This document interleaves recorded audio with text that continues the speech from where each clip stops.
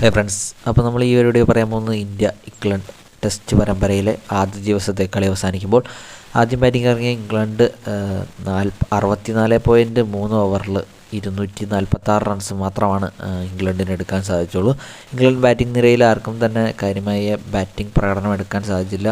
ആകെ സ്റ്റോക്സ് മാത്രമാണ് കളിച്ചത്. 70 റൺസാണ് സ്റ്റോക്സ് സ്വന്തമാക്കിയത്. അങ്ങനെ ഇംഗ്ലണ്ടിന് 64.3 ഓവറിൽ ഇന്ത്യ വീഴ്ത്തുന്ന കാഴ്ചയും നമുക്ക് കാണാൻ സാധിച്ചു. 246-ന് ഇംഗ്ലണ്ട് ഓൾ ഔട്ട് ആവുന്ന കാഴ്ചയാണ് കാണാൻ സാധിച്ചത്. മറുപടി ബാറ്റിംഗ് ഇറങ്ങിയ ഇന്ത്യക്ക് 119 റൺസ് ആദ്യ ദിവസം കളി അവസാനിക്കുമ്പോൾ എടുക്കാൻ സാധിച്ചു. 23 ഓവറിൽ 119, ഒരു വിക്കറ്റ് നഷ്ടത്തിൽ രോഹിത് ശർമ്മ മാത്രമാണ് ഇന്ത്യക്ക് വേണ്ടി ഔട്ടായത്.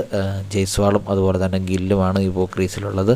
ജയ്സ്വാൾ 76 റൺസ് സ്വന്തമാക്കി. അദ്ദേഹത്തിൻ്റെ മികച്ച ഒരു ബാറ്റിംഗാണ്. ടെസ്റ്റ് കളിക്കുന്ന രീതിയിലൊന്നും അല്ല അദ്ദേഹം കളിക്കുന്നത്. നല്ലൊരു ബാറ്റിംഗ് തന്നെ കാണാൻ സാധിച്ചു. സപ്പോർട്ടായിട്ട് ഗില്ലും ഇന്ത്യക്ക് വേണ്ടി കൂടെയുണ്ട്, ജയ്സ്വാളിൻ്റെ കൂടെയുണ്ട്.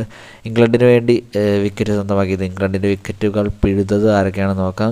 Jadeja 3 wicket, Ashwin 3 wicket, Axar Patel 2 wicket, അതുപോലെ തന്നെ ബുംറ 2 വിക്കറ്റ് സ്വന്തമാക്കി. സിറാജിന് മാത്രം വിക്കറ്റ് ലഭിച്ചില്ല. ബാക്കി ബോൾ ചെയ്ത എല്ലാവർക്കും തന്നെ വിക്കറ്റുകൾ ലഭിച്ചു. അങ്ങനെ ഇന്ത്യ ഇംഗ്ലണ്ടിന് 246-ന് തളയ്ക്കാൻ ആദ്യ ദിവസം തളയ്ക്കാൻ തന്നെ സാധിച്ചു. ഇനി ഇന്ത്യക്ക് വേണ്ടത് 127 റൺസാണ് ഇംഗ്ലണ്ടിൻ്റെ സ്കോറിലേക്ക് എത്താൻ. അപ്പോൾ ഇന്നത്തെ ബാറ്റിങ്ങിൽ ഇന്ത്യ അത് നേടിയെടുക്കുന്നത് നമുക്ക് പ്രതീക്ഷിക്കാം. ജയ്സ്വാളും അതുപോലെ തന്നെ ഗില്ലുമാണ് ഇപ്പോൾ ക്രീസിലുള്ളത്. രണ്ടാം ദിവസത്തെ കളി ഇന്ന് ആരംഭിക്കുമ്പോൾ.